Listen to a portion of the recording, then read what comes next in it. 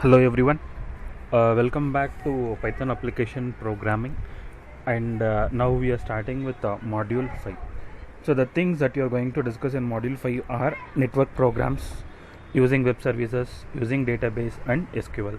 And let's have a look at one by one what you are going to discuss and what you are going to do in the next upcoming sessions. See, as in the last session, last module, you discussed about the classes and objects in module 4 and listed tuple dictionaries in module 3 and how to parse with regular expressions in module 3. So last we will be discussing about networking programs in Python. I hope network where you will be trying to pretend to a web browser and retrieve web pages using HTTP. And when I talk about using this HTTP, I need to talk about one more term called socket, right? Socket programming. So I know what is the meaning of socket, right? Socket is one endpoint of a two-way communication link. So which runs between two programs that run on the network. For example, a network socket is an internal endpoint for sending or receiving data within a node on a computer network. And as the meaning tells you, like a socket is something which is something as like a file. So a socket provides a two-way communication between two programs. I mean, where you can read you can read both you can read as well as you can write to the same socket. If you are writing something to a socket, it is sent on application other and someone is going to read the data. If you read from the socket, you are given the data which the application has been sent to you, right? So when let us take when you think that you are waiting for some kind of data, you are waiting for some kind of data to be read from the socket, and the socket is not the other side and the other communicates the socket is not at written this, not at anything has been written on the socket. Then you need both this will be having waiting session, right? And both of you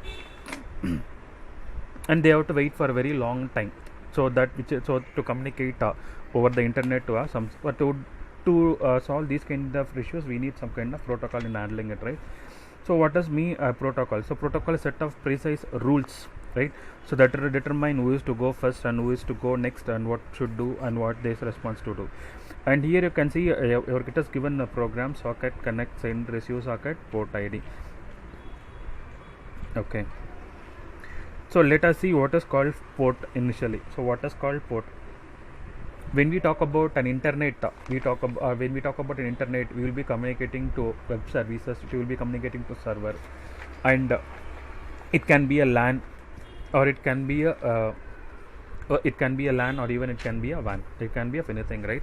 So if I'm trying to communicate on a network, I will be communicating with respect to IP address. For example, if I browse using google.com, that will be searched with an IP address, and this port number is associated with IP address. And when my if my computer is connected to a LAN, and if let it be a client or server, okay. So if this machine is providing multiple services to it, where I can host each and every service with a port number. I mean, this port is a communication endpoint, so it is a way to identify a specific process to which an internet or other network is to be forwarded when it arrives to a server. Okay, when it arrives to a server, for example, you can see like Apache, when you run Apache Tomcat, you can see a port 8080. It is a fixed port number for it. So when you are trying to use a port into our program, we should not use the same port number, we should use some other port numbers. And here you can see socket and then connect send receive. So we have socket functions called connect, bind, listen. So those things we shall discuss later. So send and receive. So it is how just representing a small figure like how your socket program will be communicating to an internet. So when I talk about communicating to an internet, how the communication happens, how it process. So let us see it one by one. Okay. So HTTP, like hypertext transfer protocol. So it is a protocol which helps us to do something with the web browser and the web servers. So let us see the simplest web browser. This is the simplest web browser, and let us try what this Python supports are some with inbuilt library packages which supports socket programming to make to communicate between a client and server, like web browser and the web server, right? So a socket is something as like a file that you have discussed, right? What is socket and what is mean by protocol, and it is a simple web browser. And just let us start with the small program, and let us see how this works in a program. And see, first initially import socket. I have imported a socket. Next I'm writing it as my socket is equal to socket dot socket. I'm using a socket function and to specify what kind of thing I'm doing it here. And if you look into this AF underscore inet, it mean, so like it tells the address, family address that it is used, what type of address it is using, and here it is IPv4. It should be IPv4 or it should be IPv6, which tells you about the internet address family. And second, you can see sock underscore stream. It tells you that we are using TCP. So there are two things in network, right? There are two things in internet, right? So one is called TCP, second is called UDP. So TCP is called transmission control protocol, TCP, or also you can also call it as like it is connection oriented protocol. First you need to establish a connection, then we should go for communication. Whereas UDP stands for user datagram protocol, and which is connectionless, where you need not to establish a link connection, where you will be trying to connect with the nodes. So it is sock underscore stream, it represents it as TCP. If it is UDP, you will be writing it as sock underscore DGRAM. Okay, and here I'm passing CMD is equal to get HTTP. I'm passing a request and encoding it, and I'm passing this command to my sock, and it will be receiving the data. For this I will be using RECV, and let us have a clear look on it, right? So first what this is doing, it is creating connection port on 80 on the server. So that the server is called py4e.org. Okay, so that server. So since it is the role, since the program is playing the role of web browser, the HTTP protocol sends the get command. The HTTP protocol sends the get command followed by blank line. This /r/n signifies an end of line. So this /r/n /n double time signifies nothing between two end of line sequences. So it is the equivalent of a blank line. So once we send a blank line, what will happen, right? Once we send a blank line, we write a loop that receives data in 512 character chunks from the socket and prints the data out until there is no more data to read. So that is being done with RECV. And what is called this encode and decode is like encode and decode convert strings into byte objects and back again. Encode converts strings into byte objects, and decode converts byte objects into strings. So this is what encode and decode doing. So once if you do this, you will be getting the output that starts with headers, so which the web server sends to describe the document. For example, the content type header indicates that a document is a plain text document or a plain, or what kind of document it is going to do. And once if I get the data, then I can see the actual data of the file. I can see what is actual data that I'm going to get from the file. So which is communicated, which is sent to this web browser, right? So this is a small example to represent or to show a low level network connection with sockets. And socket can be used to communicate with a web server or with a mail server or with any other kind of servers. Since the protocol we use is HTTP web protocol, Python supports a specific library specifically designed to support HTTP protocol. And let us see that one by one. And also you can see like this is what you discuss right now, like, and also you can see like B double dash, like you can see this B double dash and encode are most equivalent. So as you talk about this encode and decode method converts string objects into byte objects and back again. Okay, so let us have few more examples in the next slides.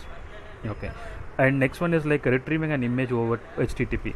And the last what we have done is we are trying to retrieve a text file. So we are trying to retrieve a text file with the help of web browser. That is what we have done with the last one. So we are retrieving a plain text file which had new lines in the file, and we simply copied the data to the screen as the program run. That's what we have done in the last. And now what we are trying to do is we are trying to do the similar program to retrieve an image across using HTTP. Instead of just copying the data on the screen, we are trying to do something like a trimming it and doing it and placing it on the screen. And let's see this. Okay, so initially it starts with, as I told you, like import socket, import time. So it is the host from where you are going to get it, and port number is 80.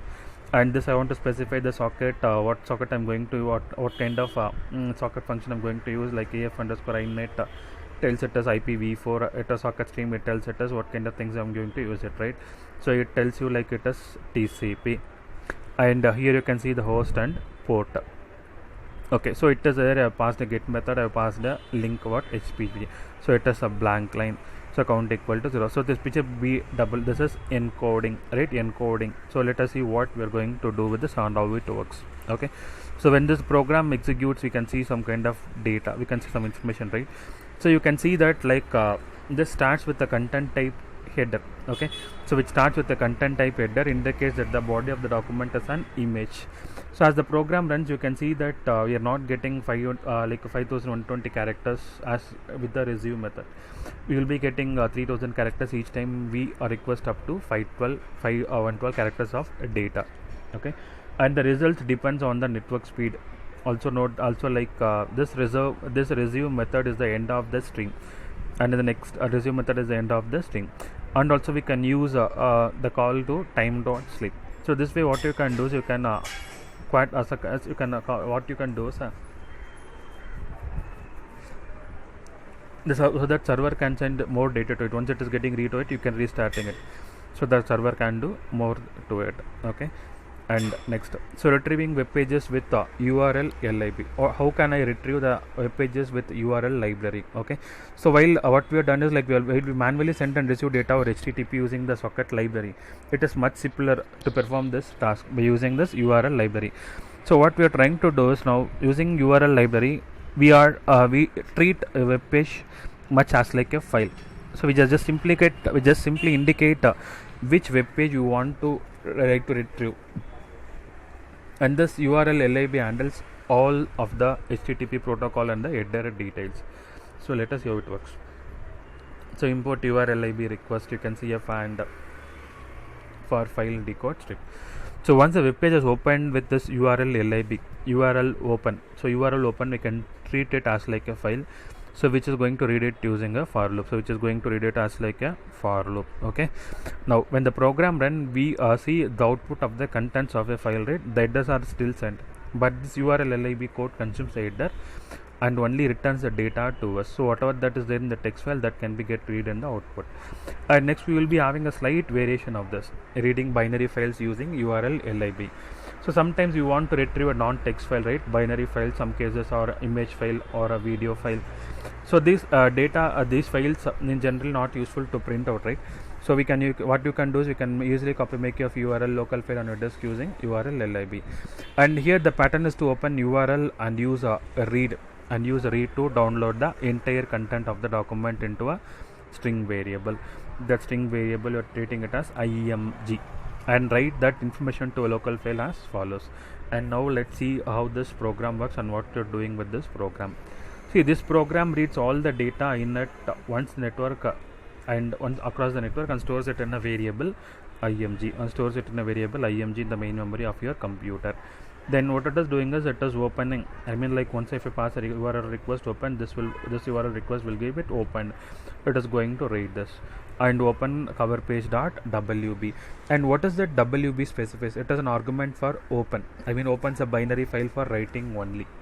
Okay, so it is what it is doing. Once open it is done, I'm closing it, I'm handling it, I'm closing it. Similarly, if you're trying to access some more number of things like audio or video or some other multimedia web files into a program, that and to be handled block wise, that had to be handled based on your blocks. It can be get handled with block by blocks. Okay, and next we will be talking about how we can parse with HTML, parsing HTML and scraping the web. So so let us recall whatever the things that we have discussed in this session. So first, what is called socket, second, what is meant by port, and third, what is UDP and what is TCP, and fourth, what is IPv4 and IPv6, Internet Protocol version 4, Internet Protocol version 6. Okay, and next, how to access a web page, or how to access an image, or how to pass a text file into a web browser. And the next sessions we will be talking about parsing HTML and scraping the web, and parsing HTML using regular expressions, parsing HTML using a beautiful soap. So parsing how to do with Beautiful Soap library. Okay, so how to do with this beautiful soap library in Python? Since Python supports us with a number of inbuilt library packages, okay, a number of library packages are provided in Python to support all these things. That's a specialty of Python, and how this works for Linux and Unix. So these are the things that we'll be discussing in the next class. Okay, so do well and practice more programs, and if you have any queries, kindly let me know the queries. Thank you.